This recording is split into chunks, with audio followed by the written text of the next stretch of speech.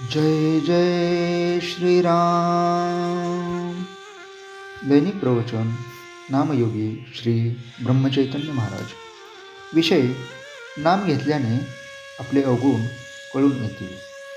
जगातली अनेक साधने जरी पाहिली तरी त्या सर्व साधनांची पहिली पायरी ही की मनुष्याला त्याचे अवगुण दिसू लागणे. जसे जसे साधन वाढत जाईल तसे तसे आपल्यातले अवगुण प्रखर रूपाने दिसू लागतात आणि त्या अवगुणांचा पुढे डोंगरच वाटू लागतो. हे परमेश्वरा, इतक्या अवगुणांनी मी भरलेलं असताना तुझे दर्शन व्हावे अशी मी कशी अपेक्षा करू? एवढ्या पर्वतप्राय अवगुणांच्या राशीतून मला तुझे दर्शन होईल हे कालत्रयी तरी शक्य आहे का, असे वाटू लागते. साधन करण्यापूर्वी रागीट माणूस कधी त्या रागाची खंत बाळगत नाही.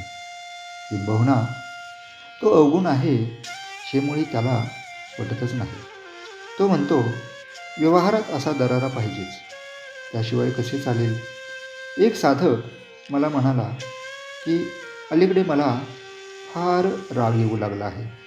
वास्तविक तो राग आत्ताच येऊ लागला असे नसून पूर्वीपासूनच त्याच्याजवळ होता, परंतु साधन करू लागल्यावर त्याला जाणीव होऊ लागली आहे, किंवा क्रोध वाईट आहे हे आता त्याला कळू लागले आहे, इतकेच. एक लग्नाचा मुलगा होता. त्याने बऱ्याच मुली पाहिल्या, पण एकही त्याच्या मनास येईना. त्याचे आईवडील कंटाळून त्याला म्हणाले, तुला मुलगी पसंत पडू दे, मग आम्ही पुढचे काय ते ठरवू. ते काही मुलगी पाहायला बरोबर जात नसत. त्या मुलाची मोठी बहीण होती, तीच त्याच्याबरोबर जात असे. एका ठिकाणाहून मुलगी पाहून आल्यावर मोठ्या बहिणीने त्याला विचारले, कशी वाटली रे तुला? त्यावर तो म्हणाला, नाही बुवा आपल्याला पसंत. मोठी बहीण चाणाक्ष होती.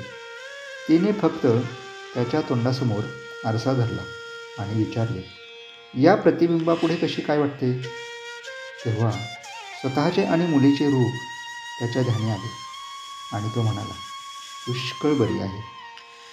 सारांश: जिथपर्यंत आपल्याला स्वतःचे खरे दर्शन होऊ शकत नाही तिथपर्यंत दुसऱ्यांचे अवगुणच आपल्याला दिसतात. आपल्याला दुसऱ्याचे जे काही अवगुण दिसतात त्यांचे बीज आपल्यातच आहे हे माणसाने ठाम ओळखले पाहिजे. तेव्हा दुसऱ्याचे अवगुण पाहण्याची वृत्ती आपण प्रथम टाकून दिली पाहिजे. दुसऱ्याचे अवगुण पाहणे हा साधा नेहमीचा व्यवहार आहे, तो परमार्थ नव्हे. खरा परमार्थी जो असतो तो सतत आत्मपरीक्षण करत असतो. त्याला दुसऱ्यांचे अवगुण दिसतच नाहीत.